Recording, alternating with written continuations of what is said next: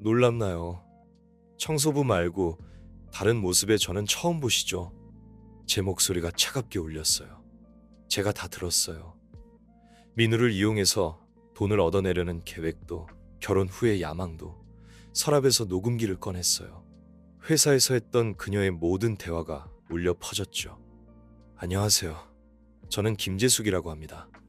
항상 듣기만 했던 채널에 저의 이야기를 보내게 될 줄은 꿈에도 몰랐어요. 사람들은 저를 대부업계에서 큰손이라고들 하지만 제 진짜 모습을 아는 사람은 많지 않아요. 저는 여전히 지하철을 타고 다니며 소박하게 살아갑니다. 회장님, 오늘도 지하철이세요. 직원들이 놀랄 때마다 저는 그저 미소로 답할 뿐이에요. 어려서부터 너무나 가난했던 제가 이만큼 성공할 수 있었던 건 바로 이런 검소함 덕분이었으니까요. 30년 전 제가 처음 사업을 시작했을 때를 아직도 생생히 기억합니다. 막노동으로 번 돈으로 시작한 작은 대부업체가 이제는 삼성동의 수많은 빌딩을 소유한 회사가 되었죠. 하지만 저는 그 시절의 마음가짐을 잊지 않으려 노력해요. 회장님, 이번에도 장학금 5억을 기부하신다면서요? 가난한 학생들 공부시키는 게 내 작은 낙이야. 제가 유일하게 사치를 부리는 순간이 있어요. 바로 어려운 이웃을 돕거나 기부를 할 때죠. 그때만큼은 제가 가진 걸 아낌없이 나눕니다. 어쩌면 그건 제가 살아온 가난했던 시절의 기억 때문일지도 모르겠어요. 그리고 저에겐 아들 민우가 있습니다. 제가 살아온 인생이 너무 치열했기에 아들만큼은 자유롭게 살게 하고 싶었어요. 그날은 평범한 저녁이었습니다. 동네 찌개집에서 민우가 꺼낸 말에 제 심장이 살짝 떨렸어요. 드디어 우리 아들이 인생의 반쪽을 만났구나 하는 설렘이었죠. 까만 생머리에 하얀 원피스를 입은 고유리는 첫눈에 단아해 보였어요. 어머니, 처음 뵙겠습니다. 저는 고유리라고 해요. 부드러운 목소리로 인사하는 모습까지 흠잡을 데가 없어 보였죠. 처음에는 정말 기뻤어요. 어머니는 어떤 일을 하세요? 식사가 시작되고 얼마 지나지 않아 유리가 던진 첫 질문이었어요. 아, 남들과 똑같이 회사 다닌단다. 제가 담담하게 답하자 유리의 눈빛이 살짝 흔들렸어요. 그 순간부터였을까요? 어머니, 지금 사시는 집은 어디세요? 혹시 작아세요? 요즘 전세금이 너무 비싸서 강남 쪽 아파트 시세는 정말 미쳤더라고요. 어머니는 어떻게 생각하세요? 1시간 남짓한 식사 시간 동안 유리의 입에서 나온 질문의 절반은 재산과 관련된 것들이었어요. 겉으로는 자연스러운 대화처럼 보였지만 제 직감은 계속해서 경고음을 울렸습니다. 자기야, 우리 결혼하면 강남에 살아야 해. 화장실에 다녀오는 길에 우연히 들은 유리의 말이었어요. 민우와 둘만 있을 때의 말투는 입에빠시도 달랐습니다. 부모님이 도와주실 거지. 나 시집가서 고생하는 건 상상도 못해. 강남 아니면 결혼 생각 없어. 그 순간 제 등줄기를 한기가 스쳤어요.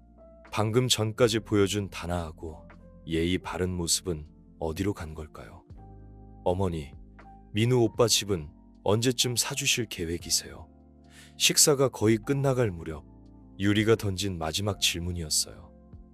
마치 미리 준비해뒀다는 듯이 너무나 자연스럽게 물어보는 그 모습에 저는 순간 숨이 막혔습니다. 그건 천천히 얘기 나눠봐야 하지 않을까. 처음 만났는데 당황스럽구나. 제 대답에 유리의 눈빛이 순간 차갑게 변하는 걸 놓치지 않았어요. 비록 린덴이초의 순간이었지만 그 차가운 눈빛 속에 담긴 실망감과 계산적인 모습을 똑똑히 봤답니다. 예비 며느리의 진짜 마음도 차갑고 견고한 콘크리트 속에 감춰져 있는 것만 같았거든요. 창밖으로 보이는 서울의 야경을 바라보며 생각했습니다. 내가 직접 알아내야겠어. 그날 밤 저는 제 사무실에서 예비 며느리의 회사 자료를 꼼꼼히 살펴보고 있었어요. 삼성동에 있는 제 빌딩들 중 하나에 그 회사가 입주해 있다는 사실을 알게 된 건 순전히 우연이었죠. 아니, 어쩌면 운명이었을지도 모르겠어요. 김 비서, 산십지층 청소 용역 계약이 이번 달로 끝난다고 했죠. 네, 회장님. 새로운 업체를 선정해야 할 때입니다. 그때였어요. 번개처럼 스치는 생각. 제가 직접 청소부로 들어가면 되겠다는 묘안이 떠올랐죠. 평소 검소하게 살아온 제게 청소부의 모습은 오히려 더 자연스러울 거예요. 김 비서, 새 청소업체 선정은 보류해요. 대신 개인 청소원을 뽑는다고 공고를 내세요. 회장님, 혹시 제가 직접 들어가 볼 거예요. 우리 며느리가 될 사람의 진짜 모습이 궁금하네요.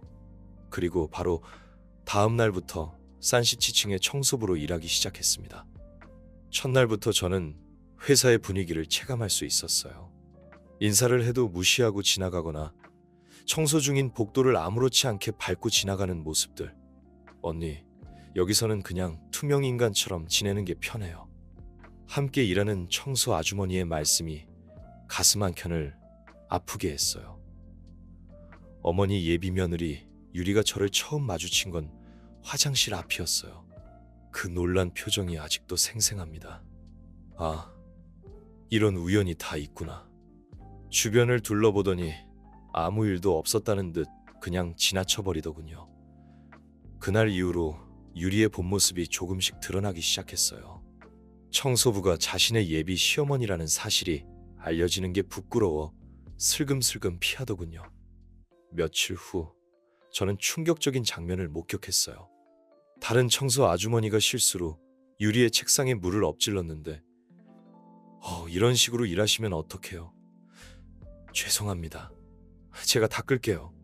나이 드신 분들은 일도 꼼꼼하지 못하고 어휴, 답답해 라고 말하면서 물병을 발로 차더니 밖으로 나가더군요.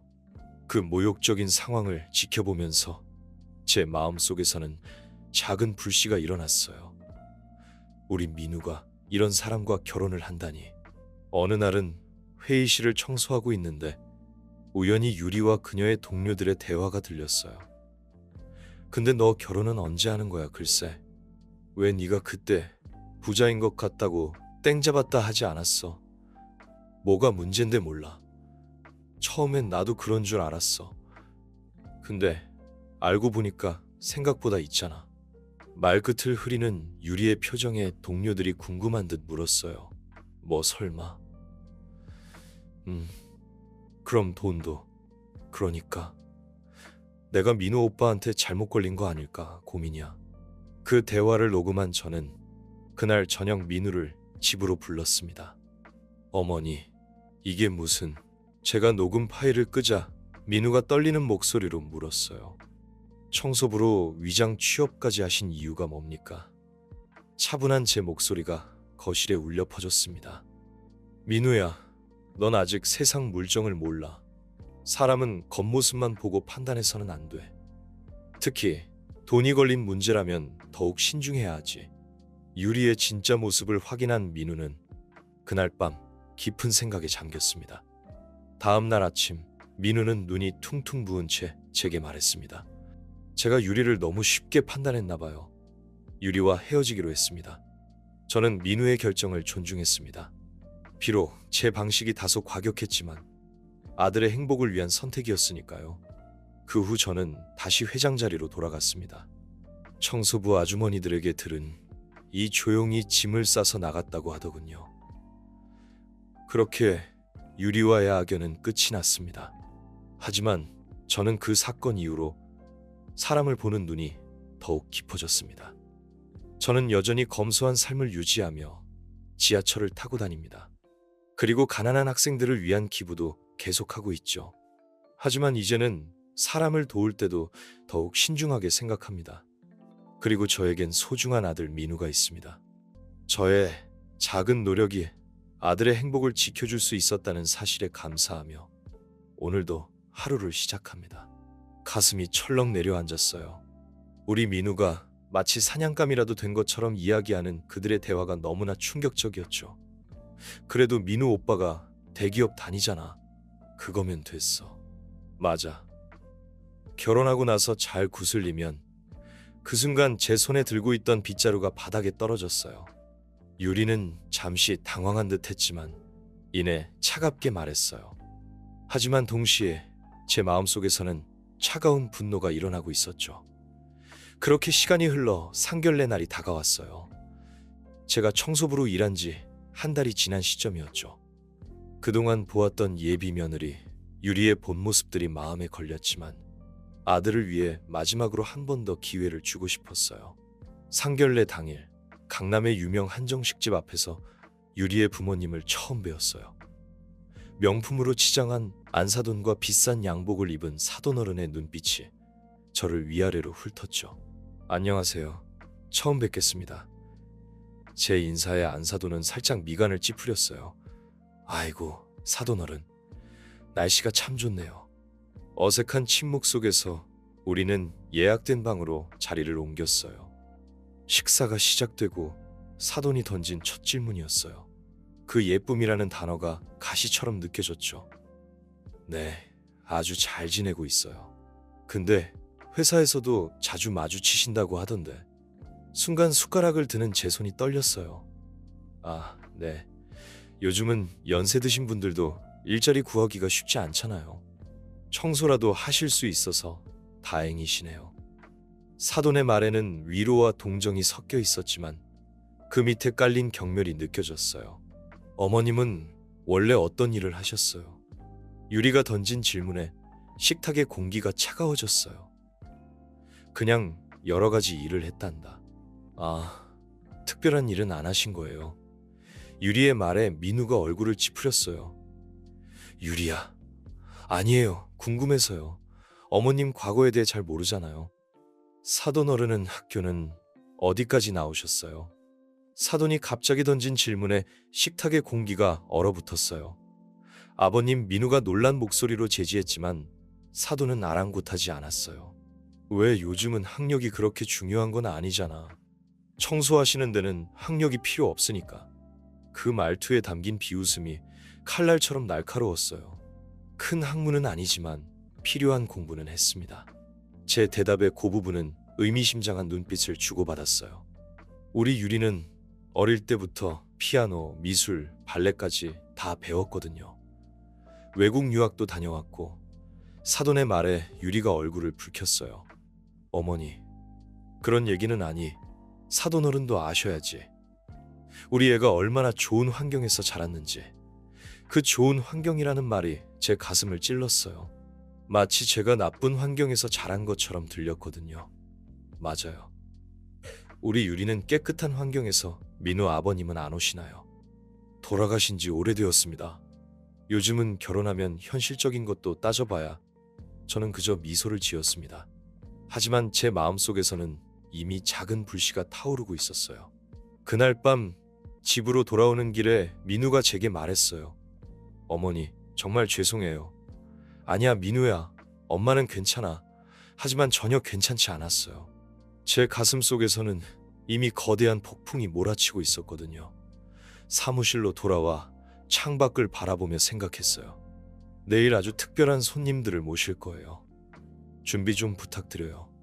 어릴 때부터 검소하게 자란 우리 아들은 자신의 힘으로 살아가려 노력했죠. 민우야, 엄마가 유리에 대해 할 말이 있어. 어머니, 혹시 상견례 때문인가요? 제 사무실 소파에 나란히 앉아 커피를 마시며 저는 조심스럽게 말을 꺼냈어요. 그 아이가 회사에서 보여준 모습들이 마음에 걸려. 무슨 말씀이세요? 유리가 뭘 다른 청소, 아주머니들을 무시하고 돈 있는 사람들 앞에선 굽실거리는 모습을 봤어. 민우가 커피잔을 내려놓았어요. 어머니, 그건 어머니의 오해일 거예요. 유리는 그럴 애가 아니에요. 내가 본 유리는 가면을 쓴 모습이야. 엄마는 그 아이의 진짜 얼굴을 봤어. 어머니도 아시잖아요. 제가 어머니 도움받는 걸 얼마나 꺼리는지. 유리도 그런 제 마음을 잘 알아요. 민우의 말에 쓴웃음이 났어요. 제가 늘 가르쳤죠. 남에게 의수되지 말고 검소하게 살아라. 그게 네 힘이 된다고.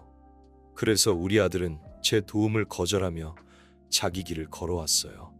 그래서 더 걱정이야. 그 애는 내 순수한 마음을 이용하려 하고 있어. 어머니, 들어봐, 민우야. 엄마가 직접 들은 이야기들이 있어. 그리고 회사에서 들었던 유리의 말들을 들려주었어요. 돈 많은 시댁을 기대했다가 실망했다는 것. 결혼 후에 민우를 구슬려 재산을 얻어내겠다는 계획까지. 그럴 리가 없어요. 유리는 절대 내일 확인해보자. 엄마가 그 아이를 이 사무실로 부를 거야. 네 이제는 모든 걸 밝힐 때가 됐어. 다음 날 아침, 저는 평소와는 전혀 다른 모습으로 준비했어요. 최고급 정장을 입고 제가 가진 모든 위엄을 갖추었죠. 회장님, 고유리 씨가 도착했습니다. 김 비서의 목소리가 울렸어요. 들어오라고 하세요. 문이 열리고 유리가 들어왔어요. 청순한 원피스 차림이었지만 그 눈빛은 여전히 계산적이었죠. 어머니, 여긴 어디예요? 유리의 목소리가 떨렸어요. 제 사무실을 둘러보는 그녀의 눈빛이 달라지는 게 보였어요. 놀랐나요? 청소부 말고 다른 모습의 저는 처음 보시죠. 이게 무슨 어머니가 이런 사무실에 내. 이 빌딩의 주인이에요. 그리고 당신이 다니는 회사가 있는 빌딩도 제 소유죠. 유리의 얼굴이 창백해졌어요. 어머니, 저는 더 이상 연기는 그만하세요. 제 목소리가 차갑게 울렸어요. 제가 다 들었어요.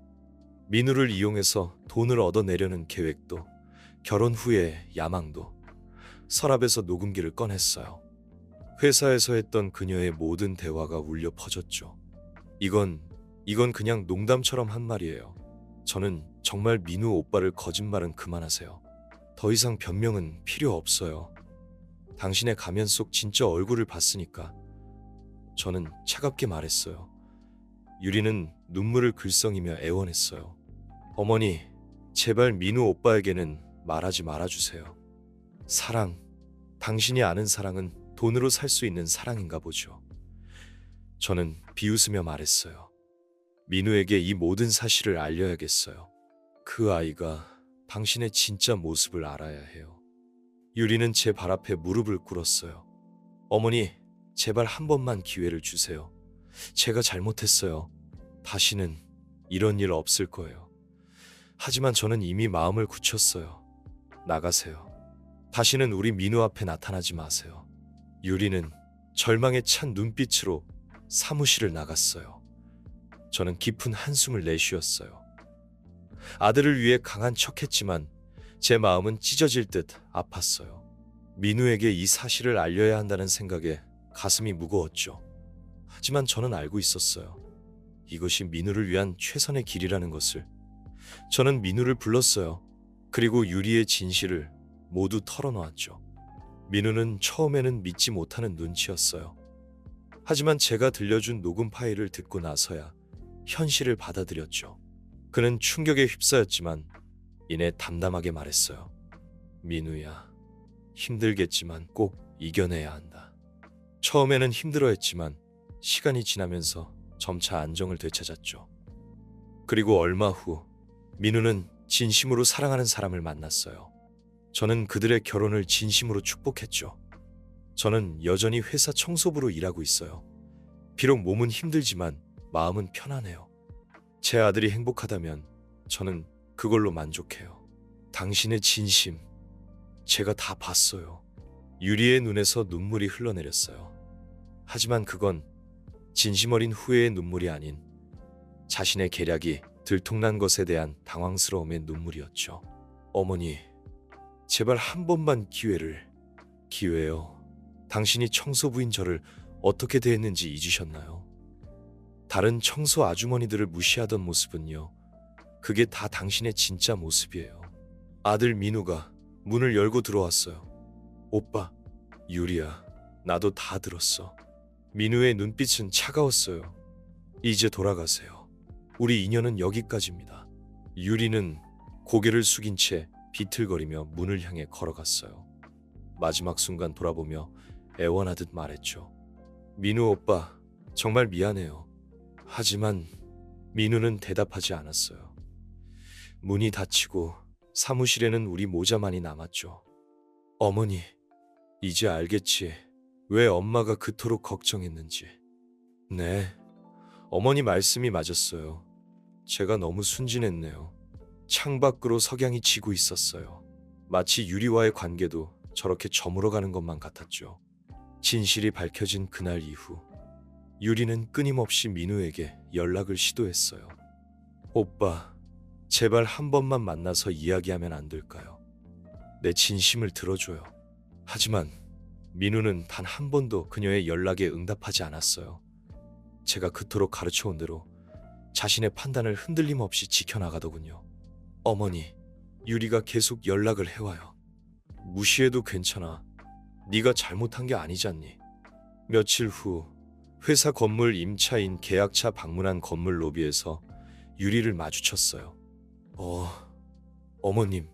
유리의 얼굴이 하얗게 질렸어요. 잘 지냈죠? 차가운 제 목소리에 유리는 고개를 푹 숙였어요. 죄송해요. 정말 죄송합니다. 뭐가 죄송한 거죠? 제가 청소부였을 때 무시한 게요. 아니면 제 아들을 이용하려 했던 게요. 유리의 눈에서 눈물이 흘러내렸어요. 저는 정말 몰랐어요. 그러니까 더 문제죠. 직업을 가지고 사람을 판단하고 돈으로 사람의 가치를 매기는 당신의 그 천박한 생각이 로비를 지나던 사람들이 우리를 힐끗거렸어요. 건물주와 입주사 직원의 대치라 꽤나 흥미로운 구경거리였겠죠. 제가 어리석었어요. 이제 와서 깨달았어요. 어머님의 진정한 가치를 돈을 말하는 건가요? 이 건물을 아니면 제 지위를. 유리는 말을 잇지 못했어요. 끝까지 진심이 없네요. 지금도 당신은 돈만 보고 있어요. 그때 같은 회사 동료들이 달려왔어요. 유리야, 올라가자. 유리는 동료들 사이에서 고개를 푹 숙인 채 발걸음을 옮겼어요. 하지만 몇 걸음 가지 못하고 돌아섰죠. 어머님, 정말 한 번만 더 기회를 민우 오빠에게. 사람은 바뀌지 않아요, 유리 씨. 당신의 본질은 그대로예요. 단지 목표물이 바뀌었을 뿐이죠. 며칠 후 유리의 부모님이 찾아왔어요. 제 사무실에서 만났죠. 사돈어른 아니, 회장님. 사돈의 목소리가 떨렸어요. 이제는 제 앞에서 당당하던 모습은 찾아볼 수 없었죠. 저희가 너무 무례했습니다. 그때는 정말 몰랐습니다. 회장님의 진정한 모습을. 역시나 여전히 겉모습만 보시는군요. 사돈이 황급히 말을 이었어요. 아니에요. 저희도 이제 깨달았어요. 사람을 겉모습으로 판단한 게 얼마나 큰 잘못인지. 진심이에요. 제 날카로운 질문에 두 사람은 고개를 숙였어요. 그럼 왜 청소부였던 제게는 그런 깨달음이 없으셨나요? 왜 그때는 사람의 가치를 학력과 재산으로만 재셨죠? 침묵이 흘렀어요. 이제 그만 가보세요. 더 이상 할 말 없습니다. 우리 민우가 이런 집안과 인연을 맺지 않게 된 게 정말 다행이네요. 그들이 떠난 후 창밖을 바라보며 생각에 잠겼어요. 건물 입주사들 사이에서는 이미 소문이 파다하게 퍼졌다고 해요. 청소부인 줄 알고 무시했던 사람이 알고 보니 건물주였다는. 어머니, 민우가 들어와 제 옆에 섰어요. 우리 민우, 이제 마음은 좀 괜찮아. 네. 유리가 보여준 마지막 모습 덕분에 깔끔하게 정리됐어요. 그래, 앞으로는 더 좋은 사람 만날 거야. 민우가 따뜻한 미소를 지었어요. 어머니가 그토록 검소하게 사시면서 절 가르치신 이유를 이제야 정말 이해했어요. 그 일이 있고 나서 2년이 흘렀어요. 유리와의 인연이 끊어진 후 저와 민우의 관계는 더욱 돈독해졌답니다. 어머니, 오늘도 청소하시러 가세요. 그래, 이제는 습관이 되어버렸네. 더 이상 위장 취업이 아닌 진짜 봉사활동으로 청소를 하러 다니고 있어요. 그때 함께 일했던 청소 아주머니들과의 인연을 이어가고 싶었거든요. 어머니, 이제 그만하시죠. 회사도 크시고. 민우야, 엄마가 늘 하는 말이 있잖니. 네, 사람은 어떤 위치에 있든 겸손해야 한다. 제가 자수성가할 수 있었던 건 이런 마음가짐 덕분이었어요. 그리고 이번 일을 겪으면서 그 가치를 더욱 깊이 깨달았죠. 얼마 전에는 재미있는 일이 있었어요. 제가 청소하던 회사에서 직원들과 직원들 가족을 위한 장학금 제도를 만들었거든요. 아줌마, 이번에 장학금 받으신 분이 누군지 아세요? 청소 아주머니 중 한 분이 속닥거리듯 말씀하셨어요. 누구신데요? 유리 씨 동생이래요.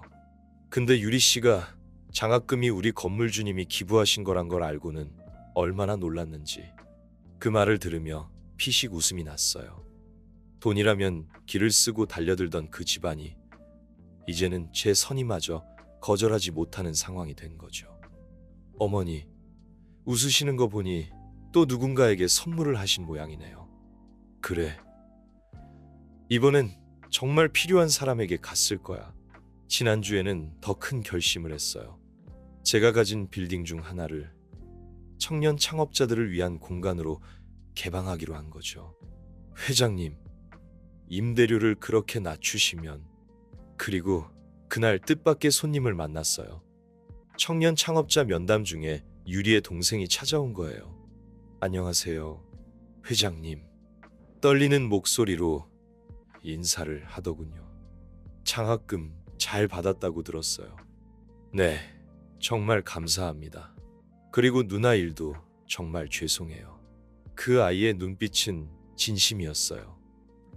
유리와는 다르게 맑고 순수한 눈빛이었죠.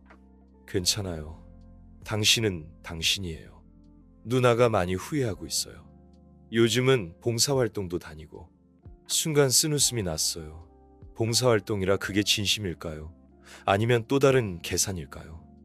어머니, 저도 이제 알겠어요. 퇴근길에 민우가 문득 말을 꺼냈어요. 뭘 알겠다는 거니?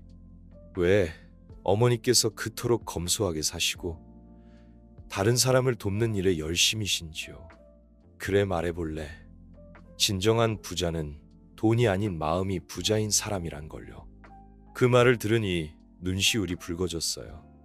제가 그토록 가르치고 싶었던 가치를 우리 아들이 드디어 완전히 이해한 거죠.